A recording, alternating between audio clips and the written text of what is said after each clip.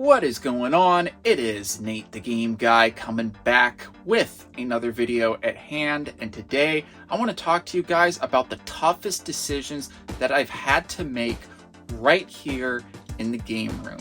Now, as you guys can imagine, I've been collecting video games for a very long time, and it is a hobby that I am truly passionate about and I love sharing here on YouTube.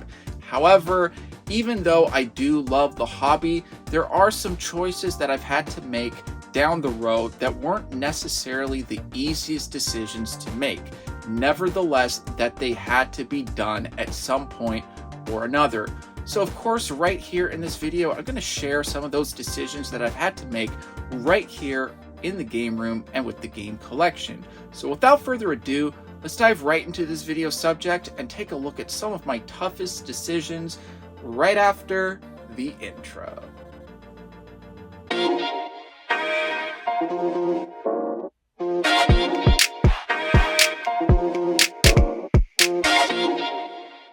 Alright, so I'm going to start this video off by talking about this tough decision right here, and that is the fact that with most of my cartridge-based consoles and handhelds, I collect them cartridge only.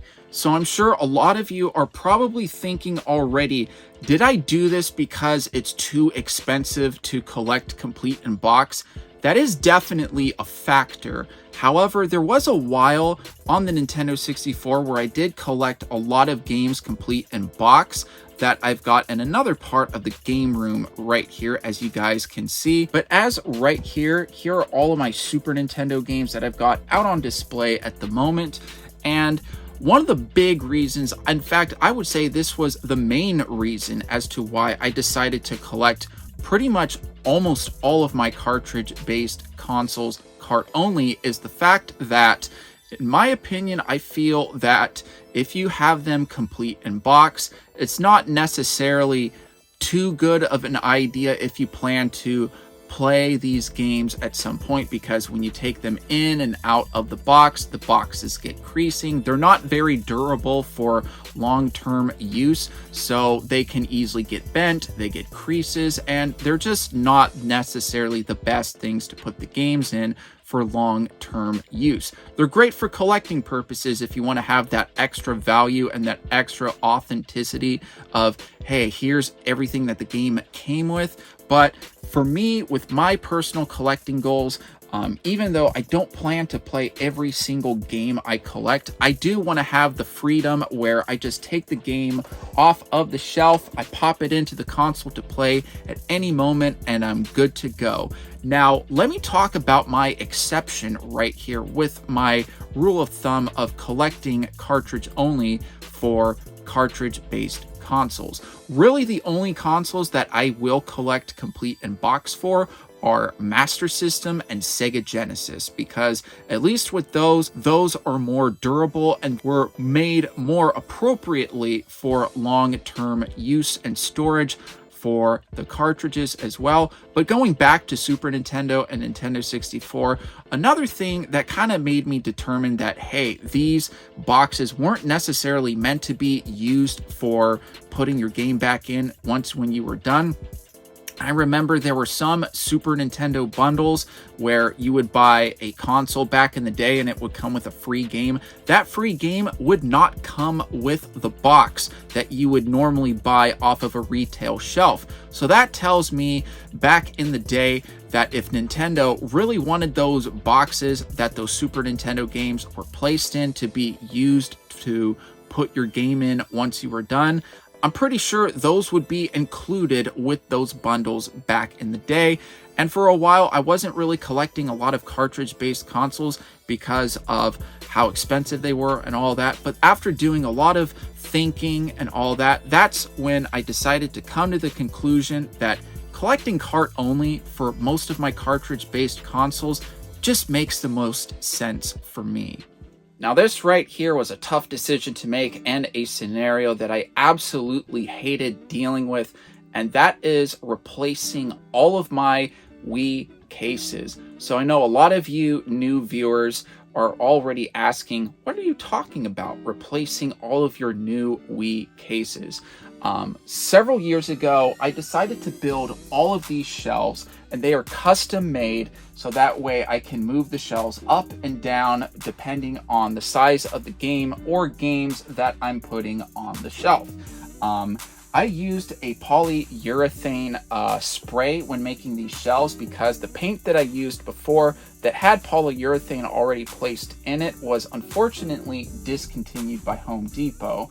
And I used all the instructions to a T, and unfortunately this wasn't something that I would realize until many years later down the line.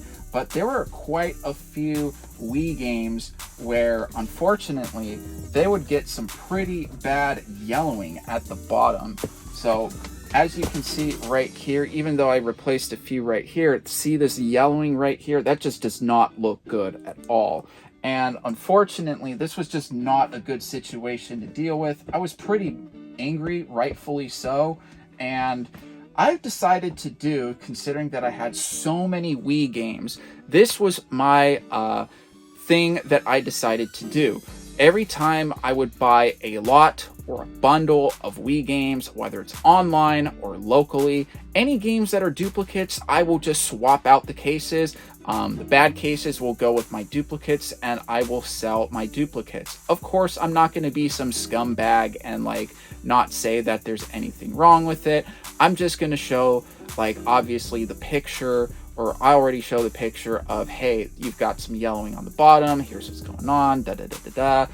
Unfortunately, I did everything to get rid of this yellowing. It would just not come off. I tried Goo Gone, I tried all these different like sprays, rubbing alcohol. I even tried to look for paint that you could paint over, and nothing would match. So that's how I decided to deal with that. So hands down, that was one of the toughest decisions that I had to make, was how was I going to fix all of my Wii games that got yellowing just because of some bad product that I used. Granted, every other game in the game room is fine. No staining, damage, all that. It's just the Wii games that were put on this shelf, just not a good situation. That's also why I got the cardboard right here to protect the new cases from any more yellowing until I decide to make more shelving later down the line. Now, of course, this is another one that I absolutely hated dealing with, and that is the decision of choosing what I've got out on display. Now, let's face it, game collecting and having a game room is a very room-intensive hobby.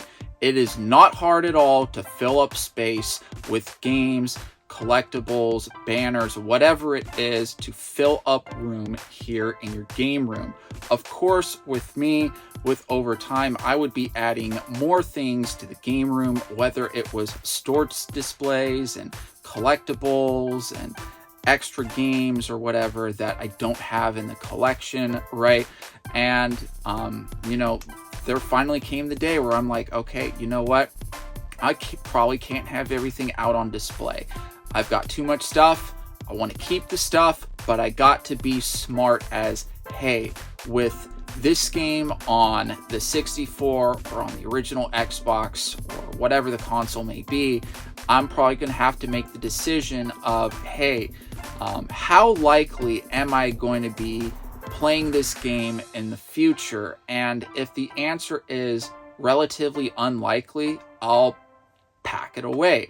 Now, I'm sure a lot of people already watching this video will be going back and looking back at some of the other games that I've got in the background and all that jazz, and are probably wondering why I haven't packed those games away yet.